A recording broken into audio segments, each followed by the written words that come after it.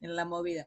Hoy Ah, cuando estaba, ahí puse para grabar, hoy cuando estaba practicando, inicié una reunión en Zoom sola, por supuesto, con el tutorial, miraba el tutorial y iba haciendo cosas, y ahí me dio el tiempo de regalo, viste, que te excedes los 40 sí. minutos y podés seguir. Digo, no, viste, qué puntería, podría haber sido hoy, pero bueno, ya está. No, la otra es usar otro sistema que no sea Zoom. Pero bueno, Zoom está bueno, a mí me gusta Zoom. Sí. O la Bueno, otra opción que tenés una opción más, Mercedes. ¿cuál? Meet o Gypsy. No, ¿Cuál? si pagás el servicio en Ah, dólares, claro. vos sabés que es ilimitado. Sí, sí, no me hagas acordar, hoy estaba diciendo eso. Por Dios que me pague junio el gobierno de la provincia. Bueno, no hablemos de Lo cosas. que, lo que tiene Zoom sí que es, ilimitado para una charla de 2 personas. O sea, punto a punto es ilimitado. Ah, mira vos, eso no lo sabía. Sí. Por Ajá, ejemplo, yo las entrevistas pude hablar tranquilamente más de los 40 minutos, ahí sin está mal. problema. Ah, mira qué bueno, buen dato ese. La Así que verdad que si algún día, no. por ejemplo, tenés que hacer algo puntual, 1 a 1, lo haces tranquila. Ah, ¿sabés qué? Podemos recurrir a eso cuando estén más avanzados con su trabajo. Por ahí hago entrevistas 1 a 1 y no tenemos el límite de ir mirando todos los tipos. Bueno, ahora sí que estamos todos, igual se está grabando. Por más que haya que esperar un ratito, me parece buena opción lo de grabar las clases, sobre todo para los que no pueden entrar, ¿no? Así ya les queda. Bueno, había planteado Alexis el tema de los jubilados, me parece muy interesante. Bueno, esto tiene una explicación, el retraso en el pago a los jubilados durante el menemismo fue extraordinario, digamos, fueron de los más rezagados, de los más relegados. Hay imágenes, ¿te acordás, Marta, cuando Norma Pla se junta con Cavallo y Cavallo llora, ¿no? Se larga a llorar por la situación de los jubilados de la República Argentina? Ese es otro símbolo de la década de los 90. ¿Te ¿Te acordás? acordás que le dijo, sí, mi mamá también, mi madre jubilada, no sé qué cosa, y se puso a llorar con Norma Pla, un asco mirándola. Sí, ¿Sí te sí, acordás? totalmente. Ah, Bueno, eso de las El video movilizaciones, está en YouTube. Y las sí, FJP, obviamente, ¿no? Estaban las FJP en ese momento, había cambiado el sistema, estaba privatizado las jubilaciones de gran parte de las personas. totalmente, Y claro, los que habían quedado en el Estado estaban desprotegidos y aparte no solo la jubilación, sino lo que era PAMI. claro, O sea, claro. El todo lo desmanejo que de es el PAMI que sistema de, llevó de salud para jubilados era terrible. Matilde Menéndez en PAMI, también de eso nos acordamos, y las postales con divina, con Pérez Máximo Catán, Pérez Catán, me con Máximo acuerdo. Pérez Catán, sí, sí, sí. Qué horror, qué viejas que somos, Marta, déjame de joder. Bueno, sigamos adelante con lo nuestro. En realidad, de lo que se trata es de que puedan ustedes llegar a entender que lo que hay es un cambio de las subjetividades, digamos, ¿no? De los actores sociales y de la ciudadanía en general y de la concepción de política y de la concepción de poder. De la mano de la concentración del poder económico viene la corrupción política, básicamente, ¿no? Los procesos de privatización, básicamente lo que van a poner en evidencia son las altas tasas de corrupción política que empiezan a aparecer y ser moneda corriente en la Argentina, digamos. Uno del gobierno de Perón puede leer muchísimas cosas, pero no va a leer nada que tenga que ver con corrupción. La cuestión de la corrupción es un concepto que empieza a ser habitual en la instancia neoliberal, digamos, ¿no? Y hoy en día es moneda corriente.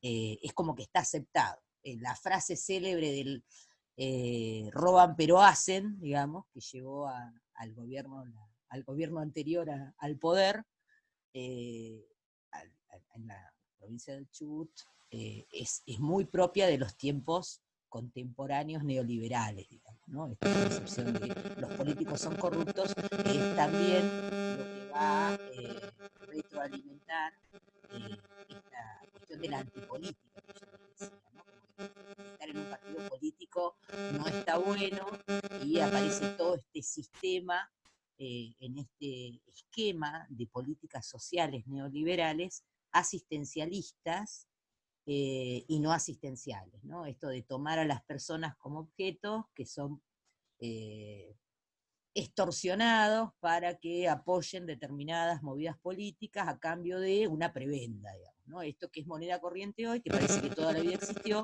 no existió toda la vida. Tiene que ver con una concepción que tiene el estado de los sujetos, de los ciudadanos, ¿no?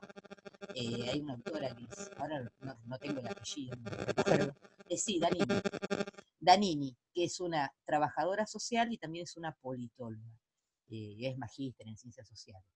Y Danini hace todo un análisis de cómo se cosifica al ciudadano cuando se implementa un sistema de tipo asistencialista, ¿no? No se piensa en un sujeto de derechos, sino en un objeto manipulable, ¿no? Esto es un poco las críticas que se hacen a estas organizaciones cooperativas, ¿no? Fernando, es una de las críticas habituales, ¿no? La gente es usada como ganado y es arriada para acá y es arriada para allá. Bueno, esta es la contralectura de eso. Quiero hacer un comentario, ¿puedo hacer, Mercedes? Sí, cómo no, por supuesto. Con respecto, bueno, a los textos que estuvimos leyendo, viste que se habla mucho justamente de esto, de que se crean los grupos, que es heterogéneo, que hay distintas identidades, Sí. habla mucho de participación política y eso, y si bien no está en el texto, pero cómo después, por ejemplo, si lo ves de una mirada crítica, o sea, esto, digamos, contraria, te dirían, no, pero es el tiempo de los populismos. Por eso cuando dijiste esto recién de que de manipulación, me suena esto, manipular las masas. No es que participan política, participan políticamente voluntariamente porque se desafían, sino porque son arriados a las calles. Bien. Y porque ese es el ciclo del populismo en Latinoamérica. Esa sería la mirada. Esa es otra mirada. Yo no diría que crítica. Que no, es otra mirada. No, contraria. Es otra forma de comprender el mismo proceso político, ¿no? Es una concepción más clásica, si se quiere. Esta concepción de la manipulación a partir de estos liderazgos carismáticos en los latinoamericanos que somos todos analfabetos y tontos. Es otra mirada, yo te diría que del norte, para ser más precisos, ¿no? Lo de la mirada... Sí, es de ahí, obviamente. Sí. Viene de esto. Pero lo que pasa es que ahora se está recuperando, o sea, después de estos movimientos donde empezaron, digamos, por ejemplo, cuando gana Macri, Bolsonaro, toda esta vuelta, o por lo menos intento de vuelta de la derecha, genera, digamos, esta idea nuevamente de que son todos, digamos, se vuelve a hablar de lo mismo que se hablaba antes, por eso es clásico, pero se vuelve a repetir, digamos, ese comentario. Igual de todas maneras... Pero ustedes...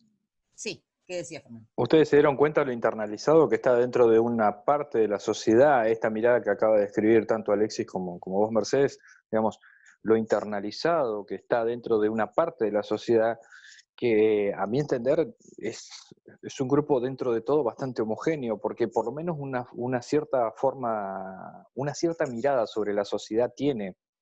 Esto de estar en contra de los planeros, en contra de los vagos, los planeros son todos vagos. Es como una cierta, hay como una cierta cultura que es de cierto modo homogénea. Si yo por ahí quizás voy a tomar un ejemplo un poco quizás superficial, ¿no? Pero vos revisás los muros de Facebook de todas estas personas y todos repiten más o menos lo mismo, digamos. Es más, está casi estandarizado, digamos. Quizás el ejemplo es un poco superficial, ¿no? Claro, es como que piensan en el mismo sentido. Bueno, nosotros podríamos incorporarlos dentro del movimiento conservador, aquellos que pretenden establecer el status quo, preservar el status quo, y tienen la misma mirada que, a diferencia de los otros, de los otros movimientos que nosotros consideraríamos progresistas, son de tipo conservador, son los que se oponen a los cambios, los que no quieren que el capitalismo dé marcha atrás y que se afecten los intereses del empresariado, sino que priorizan el statu quo tal cual está, no quieren cambio, quieren que todo sea como está, que prime la meritocracia, por ejemplo, la cuestión de la meritocracia. Es como lo que pasó en Santa Fe ahora con lo que pasó en Santa Fe con lo de Vicentín, por ejemplo. Salieron a frenar a decir, o sea, a insultar, a sacar a los piedrazos a los funcionarios estatales. ¿Vieron Porque era ese sinónimo video que está en las redes? Yo lo vi en Twitter. Que el tipo sale diciendo que esto es marxismo, ¿no? Que es el proletariado, ¿no? Es una cosa totalmente descabellada. La tiranía del proletariado.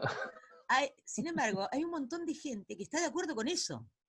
Ni que te cuento, cuando dijeron expropiación con Vicentín, olvídate. Agarrate, aparecieron las banderas rojas flameando en las plazas para esta gente. Bueno, esta gente también forma parte de esta sociedad y también esta gente como movimiento social, también puede ser entendido como un movimiento dentro de la sociedad, no de tipo progresista. A eso va el texto, el primer texto que yo quiero que lean, que es este de Geoffrey Players y Álvarez Benavides. La producción de la sociedad a través de los movimientos sociales, se llama. Disculpame, Mercedes. Una cosita, porque tal vez yo recién estaba confundido con iniciar en el otro link del Zoom. ¿No habrá compañeros que están esperando lo mismo, no? Como yo no puedo verlo si estamos todos, te hago esa pregunta por las dudas si hay alguien que se está conectando desde el otro lado. Precisamente Franco. Hola Franco, el link es el anterior. Yo más que esto, chicos, les pasé 3 links y les pasé los horarios. Esperemos que entre. Bueno, igual está grabado, así que lo va a poder escuchar. Pero sí, Franco está en eso. Pero creo que es el único, por lo menos, que lo dijo, porque el tema yo no puedo abrir, tenía contemplado era el tiempo que llevaba en reconvertirse el video una vez que uno termina la reunión. Para la próxima lo voy a tener presente, voy a dejar un poco más de tiempo entre la primera y la segunda parte. ¿Qué onda? Bueno, vuelvo a lo mío, vuelvo al texto. La producción de la sociedad a través de los movimientos sociales es una frase que Touraine enuncia en la década del 70. Nosotros vamos a ver un texto de Touraine. El libro clave de Touraine en relación a este tema se llama El regreso del actor, y lo que plantea Touraine es la idea de los actores sociales como centrales en la producción social, ¿no? Van a ser los artífices de la producción de la sociedad y ya no los partidos políticos y los estados, ¿no? La idea se va a centrar en la sociedad civil, sería para nuestro idioma. Lo que se preguntan los autores, el artículo es del año 2018, si mal no recuerdo, es ¿qué ha ocurrido con los movimientos sociales y qué pasa con esta frase de Touraine?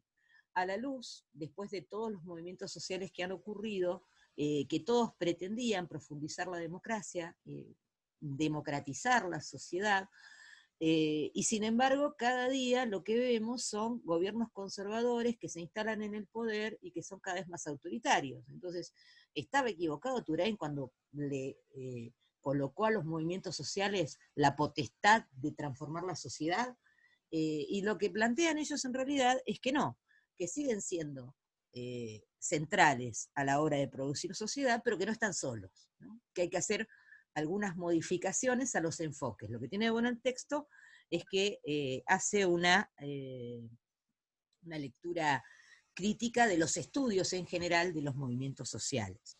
Va a enunciar algunos de los movimientos sociales más significativos en esta última década, iniciando con la primavera árabe, ¿sí? ¿Recuerdan de qué trata ese movimiento? Ese movimiento surge en Túnez, un comerciante tunecino, un vendedor ambulante, que no había pagado los impuestos, es detenido por la policía, le destruyen toda su mercadería, lo despojan y este hombre se prende fuego, se inmola. Esto es tomado por una cámara y esto es viralizado a través de las redes sociales, y esto va a provocar un efecto dominó en todo el mundo árabe. La gran movilización de Egipto, van a ser los ciudadanos que se van a rebelar, sobre todo con los sultanatos y toda esta gente que llevaba 30 años, el de Egipto llevaba 30 años en el poder, por ejemplo, ¿no? se convierte en la bandera, en el estandarte de la liberación.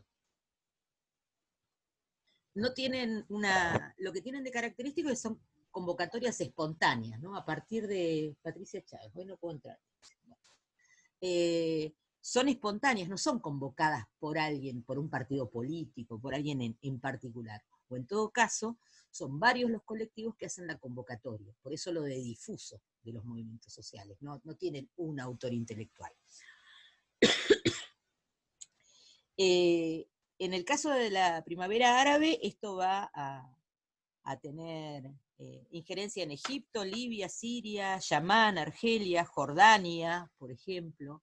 En el caso de Siria inicia la guerra civil que continúa hasta la actualidad, que llevó tantos muertos, y de hecho la contracara de esto va a ser el Estado Islámico, ¿no? Como movimiento de resistencia radicalizada a los cambios. El otro ejemplo que pone el texto son los movimientos estudiantiles en Chile. Los primeros movimientos estudiantiles en Chile son de los estudiantes secundarios en el año 2006, pero en el año 2011 se produce una gran movilización que va a afectar a todo Chile, y tiene que ver con un intento de reforma del sistema educativo, ¿no? Ustedes saben que el sistema educativo chileno básicamente está en manos del sector privado, no del sector público. La educación no es pública, sobre todo la educación superior, y va a haber una gran demanda por modificar el sistema universitario, básicamente, porque transforma el sistema como muy desigual, digamos, ¿no? Que está muy alejado de la democracia. Esto va a provocar grandes movilizaciones. El sistema, de hecho, es un sistema implementado durante, dice Franco, es un sistema implementado durante el gobierno de Pinochet, así que imagínense lo que es el sistema universitario en Chile y el sistema educativo en Chile en general. Pero bueno, la demanda acá es democratizar todo lo que es la educación. Es una demanda por más justicia social, por ampliación de derechos. En la misma época, en Colombia, en el año 2011, también se va a ver, en este caso hay un intento de parte de la presidencia, envía un proyecto al Poder Ejecutivo, perdón, al Poder Legislativo, un proyecto de ley para modificar la ley de educación, donde lo que pretenden, en realidad, es achicar los gastos, los gastos en inversión en educación. Entonces obligan a las universidades públicas, que son 32 universidades, hacen un paro por tiempo indefinido. En este caso, a diferencia del de Chile, que estaba liderado por los estudiantes, en este caso está más liderado por los trabajadores de la educación. Obviamente van a ir los sindicatos ahí presentes, van a terminar evitando que se implemente esa reforma. Lo que hacían era achicar la inversión en la educación pública y ampliar Franco está pidiendo que lo acepten. Préstamos. No lo estoy viendo. Ajá. ¿Dónde está Franco?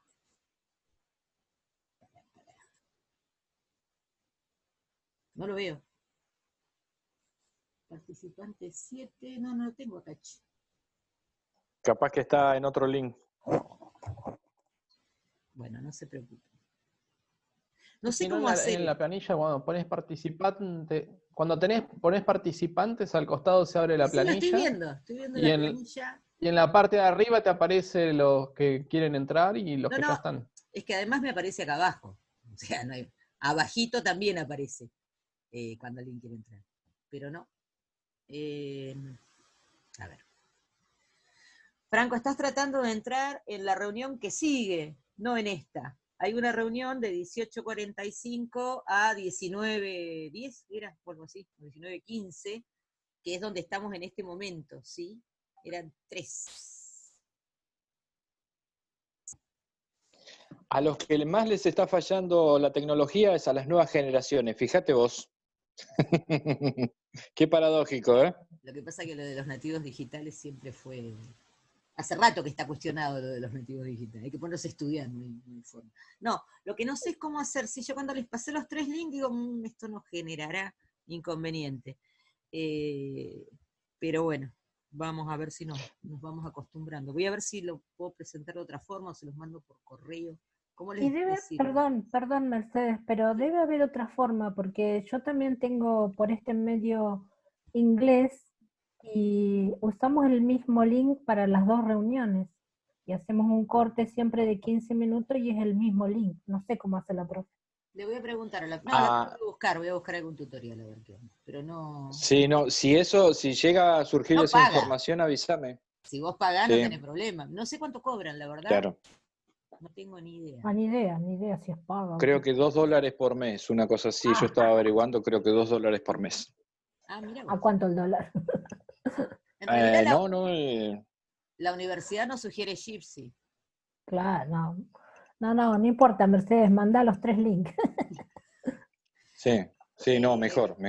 Bueno, no sé, porque Lautaro usa el mismo link también. O sea, corta y vuelve a usar el mismo link. No, pero ¿sabes por qué usan el mismo link? Porque en lugar de generarte, eso vamos a hacer. Creo que la clave está, en lugar de... Ahí está Franco. Vamos con Franco. En lugar de generar un link especial para la reunión, usás la identificación del organizador de la reunión. Vieron que cuando armás la reunión dice, te plantea si querés usar tu identificación personal o querés que te genere un enlace nuevo. Lo que hay que hacer es usar la identificación personal y cambiar la clave. Porque esas claves que te sugiere el sistema, que ponen, en realidad es por una cuestión de seguridad, como dice Alexis, pero por ejemplo, en uno de los tutoriales que yo vi, el flaco lo que hace es le pone de clave 1, 2, 3, 4, 5, 6, 7.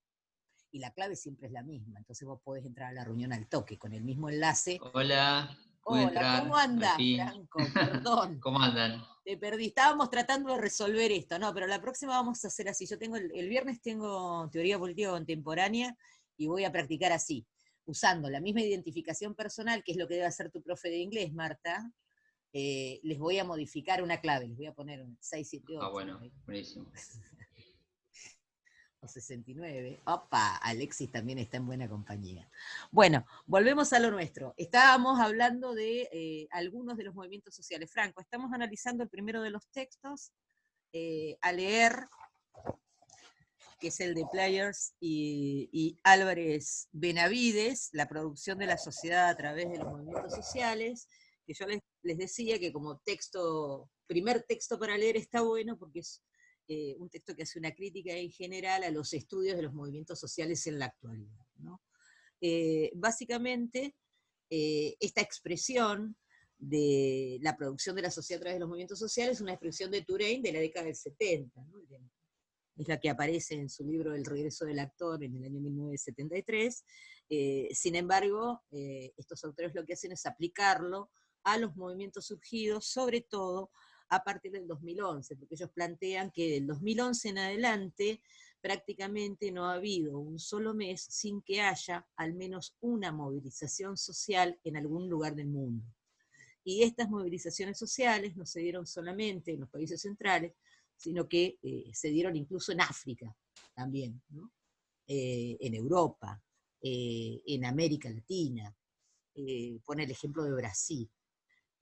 Habíamos hecho una voladita por las primaveras árabes para tratar de mostrar esta característica de los movimientos sociales, de su heterogeneidad y de lo difuso de este tipo de actores. Estábamos hablando de los movimientos estudiantiles, que es el otro ejemplo. En el caso de Chile, en el 2011, que yo les decía que hubo un antecedente en el 2006, en el caso de Colombia, que también tiene una característica diferente, en este caso está llevado adelante básicamente por los docentes, pero se suman toda la comunidad educativa, los docentes y las organizaciones sindicales, en contra de una propuesta de reforma del gobierno, que tiene que ver con cercenar el derecho a la educación, porque el planteo y la demanda, básicamente general y transversal a toda la sociedad, es reivindicar el derecho a la educación. El otro gran ejemplo es el 15M en España, ¿sí? El movimiento de los indignados, que también, ¿recuerdan cuando decían las banderas de los indignados? Los indignados se van a pronunciar básicamente por una democracia más participativa. Ahí tenés la contracara, Alexis, de lo que vos decías, de esta visión conservadora.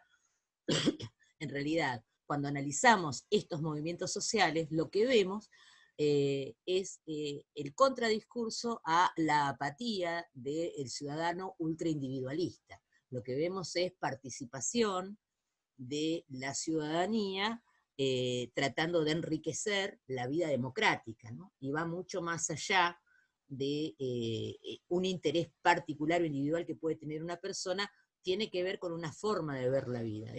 Son los famosos movimientos antiglobalización, si se quiere, ¿no? De eso estamos hablando, que son los que empiezan a oxigenar la vida en sociedad. En el caso de los indignados en España es interesantísimo, porque otra de las características es la importancia de las redes sociales en estos movimientos, ¿no? Cómo las redes sociales van a permitir que se viralice una protesta y que los ciudadanos ocupen espacios públicos sin ser convocados por alguien que detenta la identidad específica de un grupo, ¿no? En general, empiezan a mandarse mensajes y se mueven. En el caso de las características de estas movilizaciones, es otra de lo que nos debería llamar la atención con el tema de la acción colectiva, que son los recursos que van a utilizar. En el caso de los indignados de España, lo que van a hacer es acampar en las plazas, ¿no? Después de varios intentos de desalojo, terminan acampando, había buscado el número, era increíble. En más de 50 ciudades de España hacen acampes en las plazas públicas. Y se organizan en asambleas populares, ¿sí? Hay una especie de democracia directa que empieza a ser vivenciado como lo cotidiano, ¿no? Como las nuevas formas de relacionarse, las nuevas formas de juego. Obviamente, en el caso de España, uno de los grupos que destaca, son varias las organizaciones que convocan, es el de los jóvenes sin futuro, ¿no?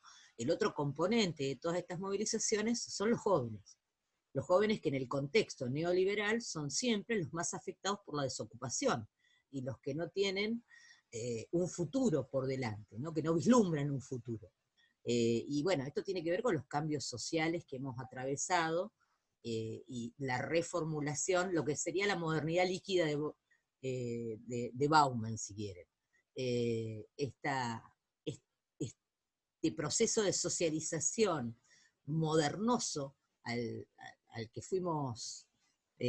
estuvimos sujetas Marta y yo, y no existe, digamos. Yo no educo a mi hijo para que estudie, se consiga un buen trabajo, se pueda jubilar en ese trabajo, y forme una familia y me dé nietos. Además, ya me avisó que nietos no me va a dar, en el mejor de los casos me va a dar un gato.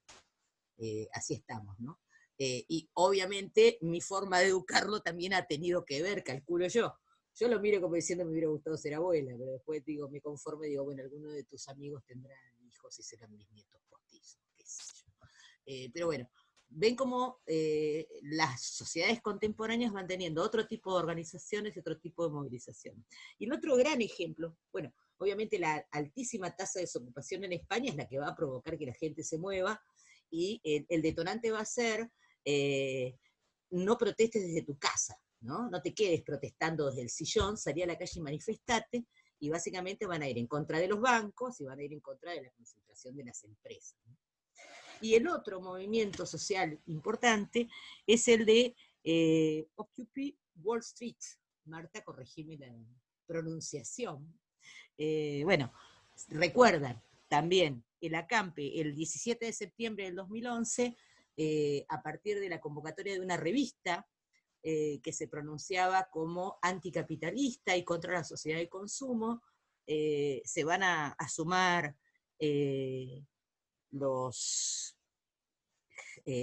hacktivistas, ¿sí?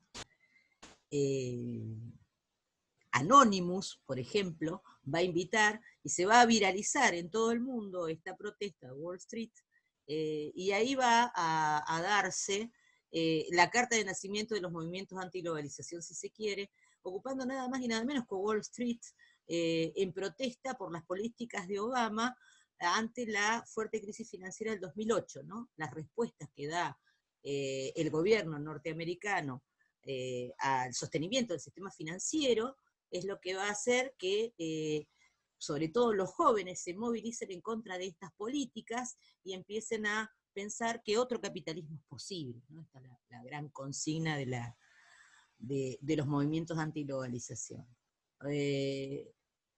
Yo lo pensaba con el tema cuando preparaba la clase, qué pasará con el mundo post-pandemia, ¿no? Pues algo que ha quedado bien en evidencia es el agotamiento del capitalismo financiero actualmente. Parece que está interesante. Habría que ver hasta dónde estas semillas terminarán germinando o no, ¿no? ¿Qué pasará con la juventud a partir de esto? Bien, todas estas protestas ciudadanas que se van a dar en todas partes del mundo, básicamente, otra de las grandes banderas que van a levantar va a ser la corrupción política, ¿no? En contra de la corrupción política y los partidos políticos. Básicamente la ciudadanía toma el espacio público y empieza a hacer reclamos y a pensar formas de relacionarse y organizarse alternativas a lo que el sistema político y económico están planteando. Y tienen que ver con el agotamiento de este modelo, con la gran crisis del sistema capitalista financiero. Lo que plantean estos autores es que los movimientos sociales siguen dirigiendo el proceso de desarrollo social, las transformaciones y el cambio social. Pero lo que han hecho los estudiosos, según ellos, según su perspectiva, muchos estudios se han centrado solamente en el momento de la movilización, cuando en realidad estos movimientos van más allá del momento de la protesta, ¿no? Si uno piensa, yo pensaba en el 2001, ya lo vamos a ver la próxima clase, vamos a hablar un poco más en profundidad, pero muchos de esos movimientos que se expresaron en la calle en diciembre del 2001, ya venían trabajando y venían organizándose desde los barrios, y de hecho iban organizándose, y las movilizaciones eran como pequeños movimientos cada uno, con su propia forma de organizarse. Yo pensaba en el movimiento de feministas, ¿no? En los movimientos feministas. A ver, chicas, si estuvieron en Trelew, cuando se hizo la gran movilización en el encuentro de mujeres, una de las características, y los varones lo deben haber visto, una de las características era lo cerrado de cada grupo, ¿no? Cada grupo estaba cerrado, de hecho, las mujeres eran como un corral, y cada agrupación iba organizada con sus propios grupos de gente. Vos si ibas solo tenías que sumarte a alguno, no podías quedarte afuera, alguno de todos, pero cada uno en sí es más, algunos eran regresivos y no te permitían, pero ni que te les arrime. Otros te invitaban a pasar y a sumarte si querías. Bueno, esto tiene que ver con que este gran movimiento de feministas es un movimiento absolutamente heterogéneo que tiene lógicas de organización completamente diferentes unas de otras, con concepciones de seguridad completamente diferentes, con concepciones de pluralismo, si se quiere, diferentes. Esto pasa en todos los movimientos y pasaba en el 2001. Les puse varios audios para que miren. No dejen de verlos, son interesantes, sobre todo para quienes no vivieron aquel momento, y que van a mostrar la nueva subjetividad que empieza a aparecer, porque esto es lo interesante, ¿no? Aparecen como nuevas subjetividades que empiezan a manifestarse, que tienen que ver con la situación de cada grupo. Por ejemplo, hay una parte donde están los testimonios, son entrevistas básicamente, hay una parte donde están los testimonios de un pibe que andaba en moto, ¿no? Entonces él decía, nosotros los que andábamos en moto, ¿por qué? Porque los que andaban en moto habían aparecido como nueva forma de profesión, digamos, ¿no? Al no haber trabajo, al estar totalmente informalizado, lo que hacían era ofrecerse como cadetes, ¿no? Entonces había un montón de mano de obra de jóvenes que eran cadetes, que se movían en moto. Entonces ahí se arma un grupete y ellos empiezan a autoprotegerse como si tuvieran un interés común y fueran un movimiento. Es una cosa muy, muy interesante. Son como los empleados de Globo ahora, de Pedido Ya. Y estaba pensando en esto, en las economías de plataforma, ¿no? Hoy en día, que son una mano de obra. Y que aparte se renueva, fíjate que se renueva lo mismo. vuelve a aparecer los mismos diseños. Lo que o sea, pasa gente que tiene que salir a buscar a laburar con una bicicleta y una moto, con pero hay una factura diferencia, de Alexis. monotributista. Hay una diferencia, ¿Cuál? claro. En el 2001 era todavía más informal y ahora aparece Sí. un gran capitalista, que es el que se va a llevar, en realidad, un porcentaje interesante de la ganancia de todos ellos. En el caso del 2001, estos cadetes eran totalmente precarizados, obviamente, pero tenían informales, pero no había un capitalista que le sacaba parte del sueldo. O sea, yo diría que ahora es peor todavía, ¿no? Ahora habría que pensarlo de otra forma. Pero sí, viene por ahí el asunto. Y tiene que ver con esto globalmente no lleva a pensar que de repente el mundo post pandemia va a ser un mundo con una altísima concentración de la riqueza, que de pronto es como que, no sé si vos lo ves de esta manera, Mercedes, pero ¿no ves que está habiendo una alta concentración de la riqueza en los sectores más privilegiados del mundo? En Lo realidad que no se vos modificó. acabas de contar. En realidad no se modificó la concentración de la riqueza. No solo no se modificó, no notas que de repente es como que se está acelerando la concentración de la riqueza, y que el neoliberalismo está logrando su gran objetivo de generar yo no sé si era el objetivo del neoliberalismo ese, ¿eh? Yo creo que no se sostiene un sistema así. La última vez que dije eso estallaron las Torres Gemelas, pero me voy a arriesgar a decirlo de vuelta. No se sostiene el sistema.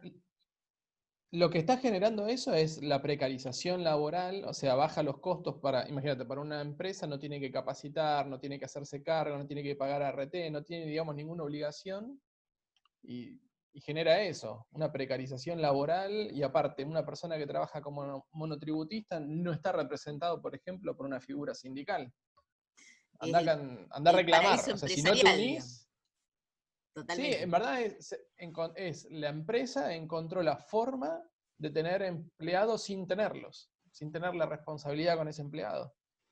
Bueno, ahora a la vuelta lo discutimos, se está por terminar el tiempo de vuelta, tengan paciencia que va a bajar el video, y ahora retomamos con esto. Me gusta el paralelismo entre 2001 y post-pandemia, es interesante, es muy interesante.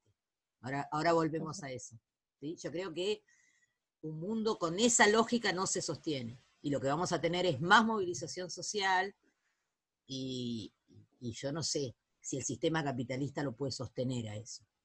Yo obviamente tampoco soy ingenua, ¿no? Creo que, como dice Fernando, la concentración va a ser cada vez más grande y ellos no van a perder de ninguna manera.